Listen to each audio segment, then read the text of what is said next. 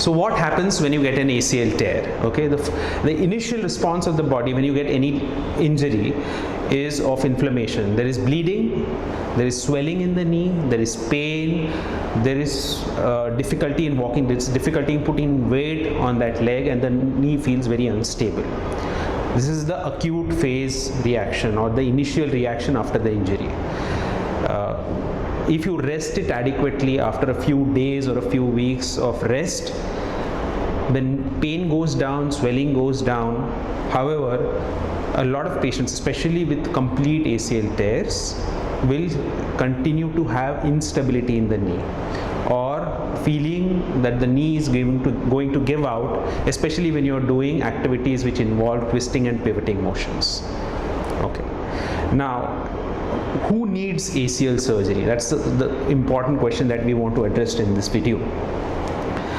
Well, ACL tears are ligament tears, and they behave like all other ligament tears. You can get a partial ACL tear or a complete ACL tear, and depending on what kind of tear it is, the natural history of that injury changes.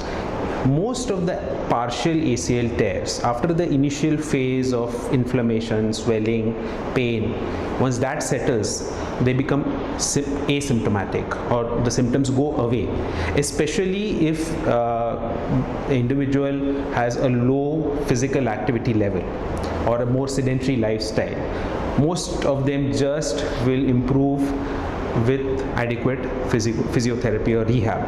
However, in professional athletes or individuals who are physically very active, this may not be the case. Even partial ACL tears may still give a lot of instability or disability in people who are physically very active or play professional sports. So the treatment has to be individualized. In complete tears, complete ACL tears, usually the treatment of choice is surgery, especially in young, physically active individuals. Does it mean everyone needs surgery after ACL? Not really. Especially older individuals, or if ACL is part of a more serious knee injury which involves a lot of fractures, sometimes ligament tears like ACL takes a back seat over a more serious bony injury. Or in patients who are morbidly obese, very heavy, the failure rates of ACLs are very high, and that is why ACL usually is treated conservatively in these patients as well.